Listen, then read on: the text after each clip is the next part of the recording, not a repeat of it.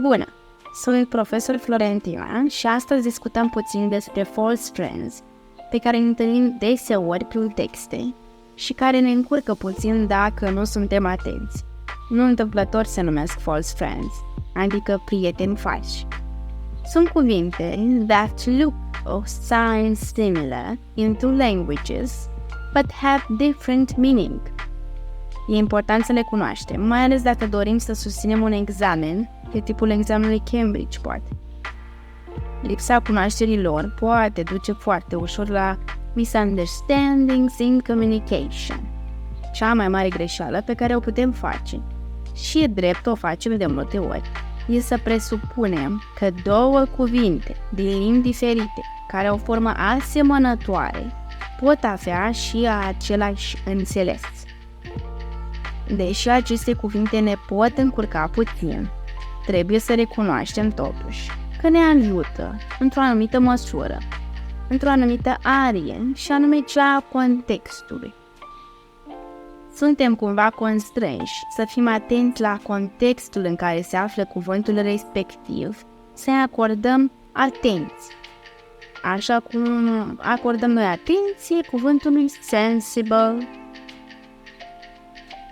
Să ne imaginăm că ești la un examen oral și primești întrebarea: Are you a sensible person?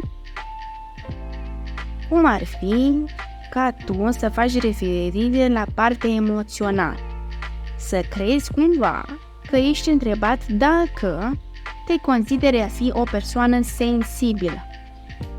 Ar fi o greșeală, într-adevăr. Sensible nu are ca traducere cuvântul sensibil. Sensibil este sensitive în engleză, pe când sensible se referă la cineva care e rațional. Somebody that is reasonable and shows good judgment. He was sensible enough to see that Mike was the best candidate for the job. Asta însemnând că a făcut alegerea corectă când l-a angajat pe Mike. Un alt sens al acestui cuvânt e noticeable, adică notabil, vizibil, ceva care poate fi observat. There was a sensible increase in temperature. A fost o creștere considerabilă a temperaturii. O structură foarte frumoasă pe care o putem folosi este the sensible thing to do. Might be the sensible thing to do, all things considered. Asta înseamnă că s-ar putea să fie alegerea corectă. Un alt false friend, care este la fel de interesant, este prospect. Prospect nu are nicio legătură cu prospectul alimentelor sau al medicamentelor. Acesta se referă de fapt la the possibility that something might happen in the future. There's not much prospect that the conflict will be over soon.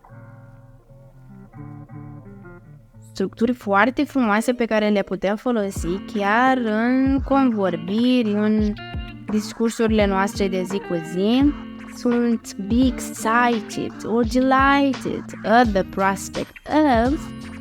I was excited at the prospect of going to London. Deci nu citeam niciun prospect în Londra, în niciun caz. Și am fost extrem de bucuros la ideea de a mă duce în Londra. Deși prospect poate face referire la sentimente plăcute, se poate să puncteze și sentimente mai puțin plăcute. De exemplu, be appalled or upset at the prospect of, sau daunting. It is a pretty daunting prospect being in his office. Asta însemnând că, sigur, șeful lui este atât de înfricoșător, încât simplul gând că ai putea fi chemat în biroul său este teribil. Și dacă tot am ajuns aici, haideți să vedem cum numim prospectul unui medicament. În termeni generali, avem medicine label.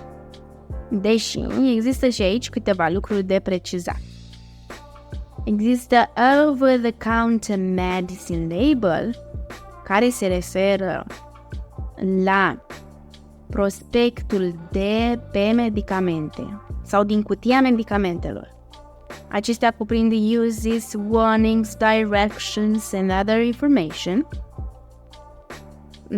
Nu facem aici referire la rețeta primită de medicul tău. Deci, pentru aceste de medicamente, nu avem nevoie de rețetă specială de la medicul de familie sau orice alt medic specialist. Pe când dacă ne referim la prescription medicine label, situația este diferită. Prescription medicine label se referă la rețetele care necesită acordul unui medic. Prin urmare, sunt rețetele pe care ai trecut numele pacientului, datele sale, numele doctorului care a prescris rețeta. Deci, sunt foarte diferite. Un alt cuvânt foarte interesant este coma.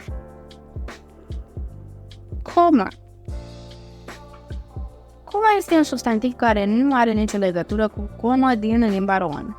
Acesta se referă de fapt la simbolul pe care îl folosim pentru a marca o pauză sau pentru a despărți părți de propoziții. Adică virgula, că despre virgulă vorbim. Should I put a comma before the end?